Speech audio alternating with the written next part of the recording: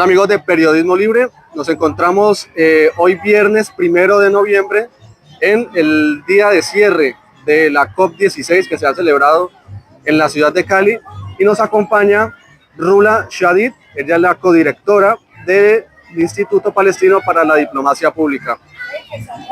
Rula, bienvenida a Cali. Gracias. Bueno, ¿cuál ha sido tu experiencia en estos días en la COP16?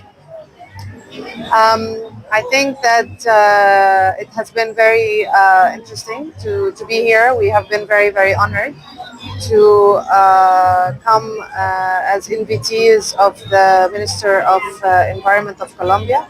That only shows the care and support and solidarity that the current government has for our people. And it has also been very interesting to see how the words are turning into action from this government. We are very grateful and happy of the support that the government of Colombia is actually doing, and the accountability measures and the obligations, the international obligations that Colombia has been actually adhering to, unlike many other states around the world, especially on the matter of banning the coal.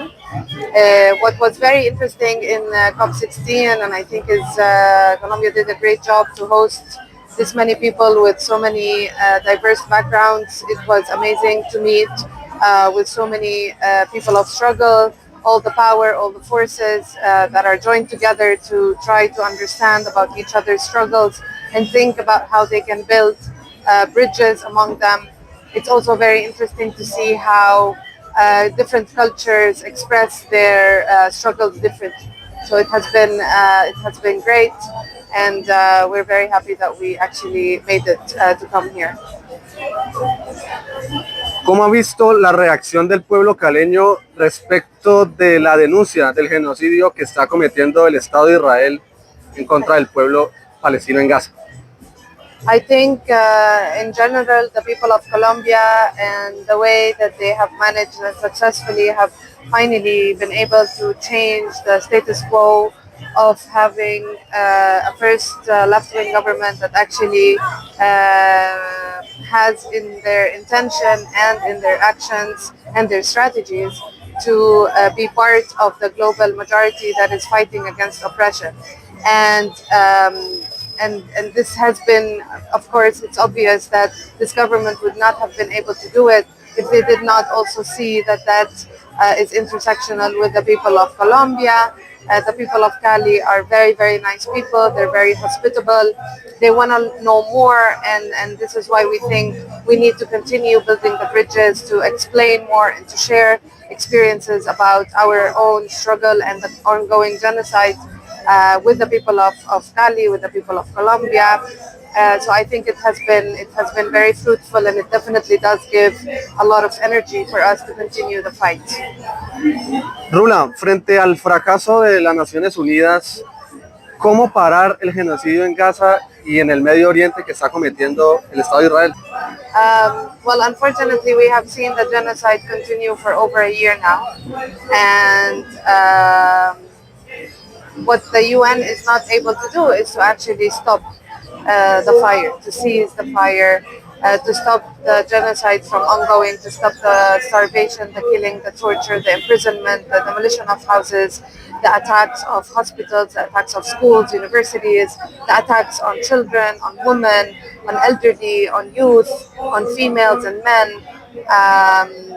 It is unprecedented what is happening in Palestine. This is unprecedented horrors that we are seeing.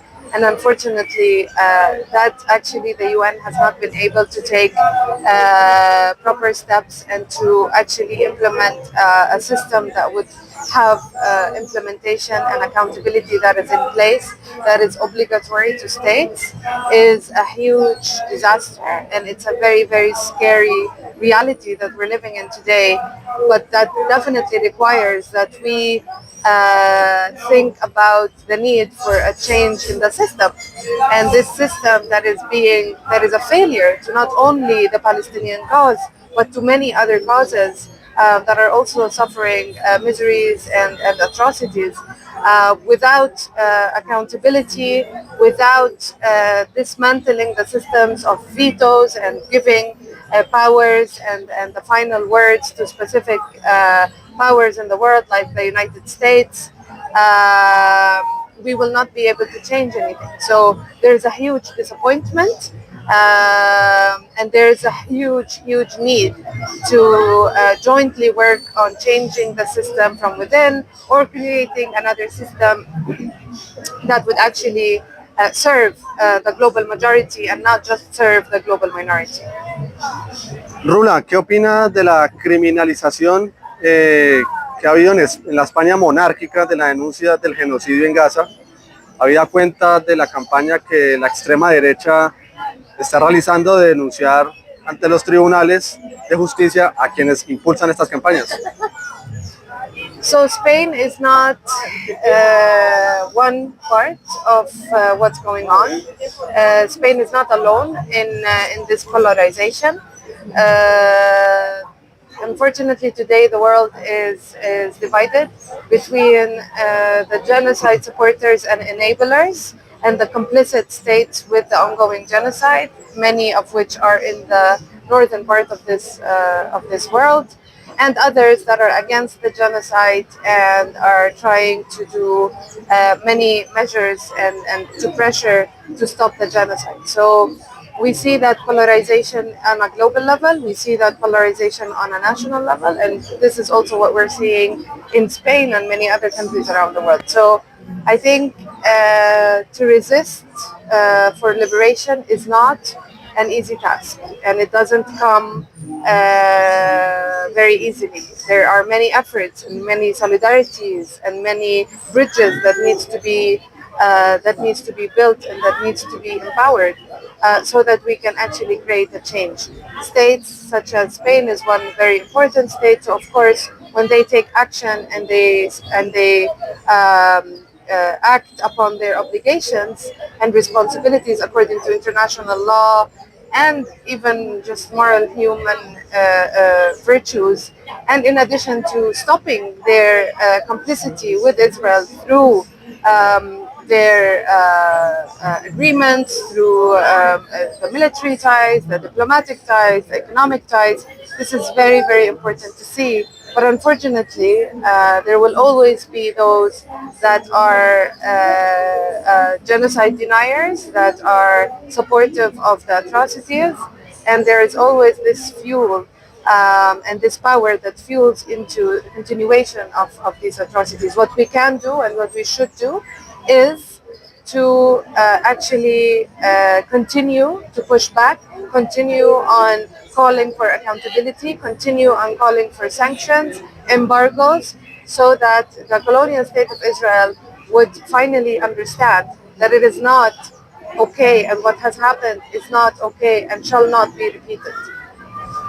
Rula, finalmente, un mensaje para el pueblo colombiano que no deja de apoyar y ser solidario con el pueblo palestino frente al genocidio que está cometiendo el Estado de Israel, un mensaje para que sigan en esa solidaridad permanente. So, first of all, I would call upon the people of Colombia to keep remembering that the genocide is still ongoing, that the genocide did not stop one single day, and that it is very, very important that people continue their support and solidarity through knowing about the situation, sharing information, realizing that the colonization will never come to an end by itself, but would actually come to an end with joint efforts, and also realizing that our struggles are very much connected and that our enemies are very much the same.